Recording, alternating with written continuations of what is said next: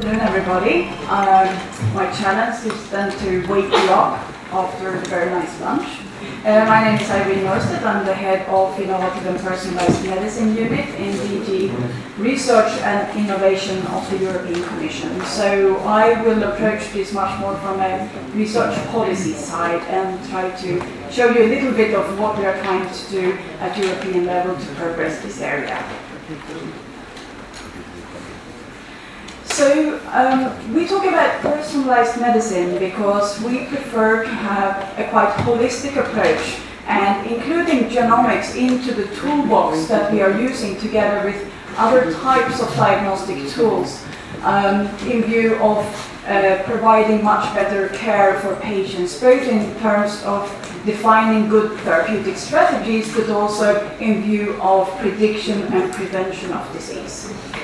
We started to look at this area from a more strategic viewpoint in 2011. We organized a number of workshops. We've had a big conference in view of identifying what we should try to do with the European Research Funding Program in view to progress this area. We have recently also, together with our colleagues in DG Sanko, Health and Consumer Protection, developed what we call a staff working document called Use of Omics Technologies in the Development of Personalized Medicine. This document shows a little bit the analyzing the different type of areas from research all the way in through to the uptake in healthcare, which concerns omics technologies. And I keep on talking about omics because we see genomics, as I mentioned, as one. We also have a lot of epigenomics data coming through. We also talk about the human microbiome, the metagenome data coming through, etc. And there are a number of other omics that we would like to have in the toolbox as well.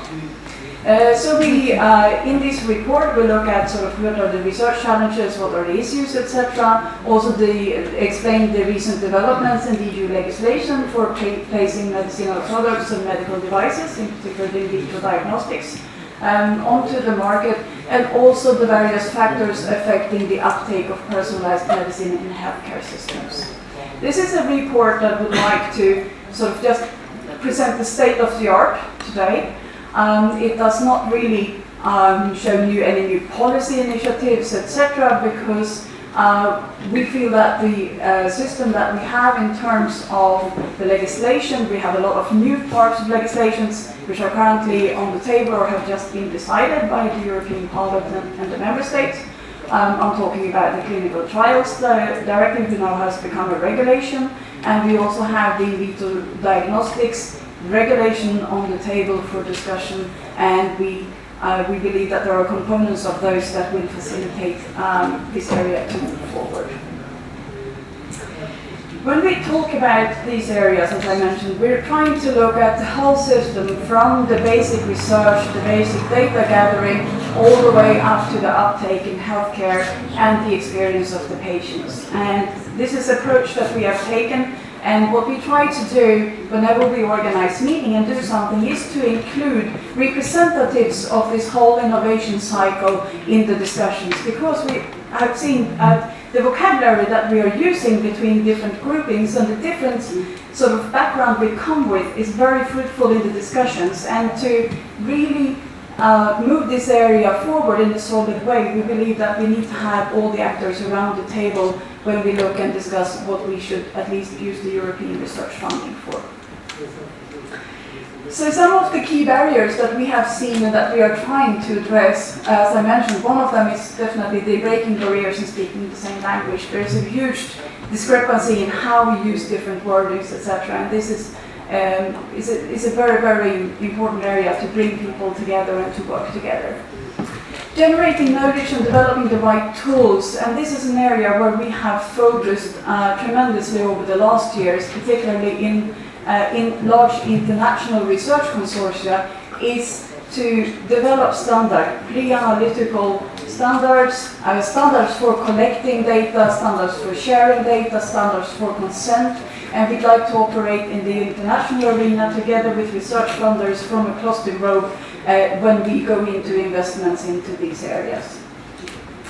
Of course, going into the translation of knowledge into medical applications, it's a lot about clinical trials, biomarker validation, disease taxonomy, etc., and also understanding the value. We are also active in all these areas, and I will come back to those a little bit later. So, in conclusion, the report, we look at the tools we have at hand, and there we see, of course, the new framework program for research, Horizon 2020, as our main tool to fund research at European level to address the challenges to move this area forward. We believe that we have an efficient regulatory framework for medicines and for in vitro diagnostics, and also there has been done a lot lately in view of better cooperation in health technology assessments in the European area. But we are, of course, trying to keep an ear on the ground, and we participate in meetings like this to sort of catch new trends, etc., and other needs, so that we can evolve this area and to bring on the table if there should be new policy initiatives to better address some of the challenges that we have. So I will just quickly talk about Horizon 2020, which is our research funding program at EU level, which we believe are the largest multi-annual multinational fund. It is, of course, a small proportion of the total research funding in Europe, but it's still an important tool for us at EU level to steer research into areas which are important for the European citizens. I've also put multi-annual there because I think this is a fantastic tool that we have. We have a 7-year budget, which means that we also can do some strategic planning in how we actually do our research investments. And this is a big difference to our colleagues on the other side of the ocean in the US, where they actually work on an annual budget and their predictability is much more difficult. In our case, we can really look at more strategy in terms of how we're going to spend the money. So our new program has 7 focus areas, going from the basic understanding of the molecular basis, molecular mechanism of disease, and all the way up to looking at different care systems and also health economic aspects. So we have a fantastic tool there that we can use to move forward. I already mentioned quickly our international cooperation, and here you see the logos of some of them. I want to mention some of them in particular, which I think are very relevant for this area. It's the International Cancer Genome Consortium, which is very much a front runner when it comes to looking at ethical aspects, about consent, about data sharing in a global context. I also want to mention the International Human Epigenome Consortia. Epigenomics is an area that moves very, very fast and are now starting to go into the clinical side as well.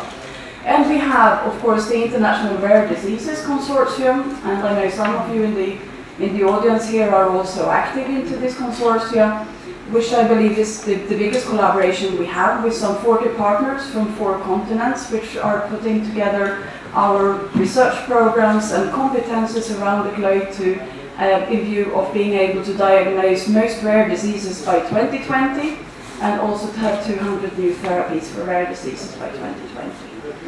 Rare diseases has been mentioned several times. It's an area that has been neglected, in particular by industry, but through this initiative we will get a push not only for these patients who desperately need some treatments, etc., but also in view of gathering a lot more basic information about the genetic origins of disease that also can be used also for more common diseases.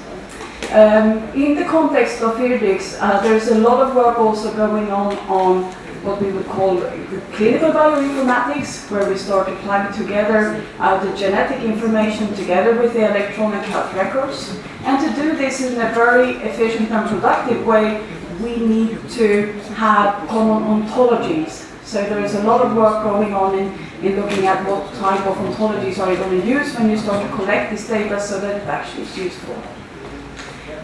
Something else I want to mention in this context is, I mentioned the standardization of the data gathering. Another super important aspect is the use of statistics. There has been a lot of data published which has not been using appropriate statistical methods. And this is an area that we would really like to preach about as well. That is very, very important to have correct data gatherers, to have the right tools to actually bring out the information in the data so that you can do the right interpretations. I will just go through very quickly to show you what we do right now. Our first call for proposal has started. It's completely dedicated to personalizing health and care. Here is a snapshot of the areas. I just wanted to show you some of the topics we have, which I think are very relevant for what we talk about today. The first one is, of course, about understanding the causes underlying health, healthy aging, and disease. So this is very much sort of the basic information, data collection, and what we talked about a lot in the morning, about getting the basics that you then can go and interpret and put it into the healthcare.